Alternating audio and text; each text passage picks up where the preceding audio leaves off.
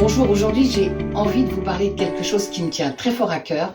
C'est la maison d'édition qu'on est plusieurs à avoir fondée il y a à peu près 9 ans maintenant.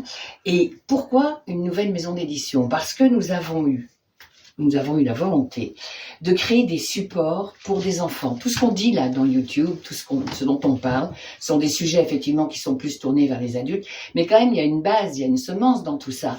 Et quelle est cette semence? Comment on peut la proposer à nos plus jeunes pour déjà leur donner un goût d'aller vers une conscience un peu nouvelle, un peu plus ouverte, c'est-à-dire à la conscience de ce qu'on ne voit pas de nous. Ce qu'on ne voit pas de nous, il est évident que tout ce qui n'est pas palpable, toute la part non visible est plus importante que la part visible, puisque c'est l'idée, la conscience, l'esprit, tout ça, c'est ce qui va gérer la matière, donc ce qu'on dit et ce qu'on fait.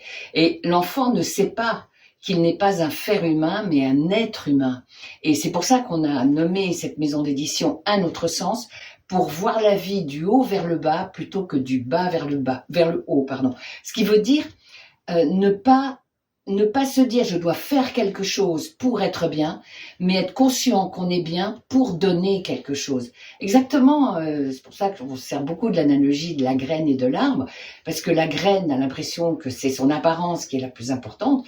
Or, en fait, c'est le germe qui est dedans, qui un jour, si on se plante, il n'y a que celui qui se plante qui pousse, si on se plante, c'est ce germe-là, notre vrai, qui pourra devenir qui il est. Et c'est toute cette idée-là que nous portons dans cette maison d'édition, de livre en livre, de support en support.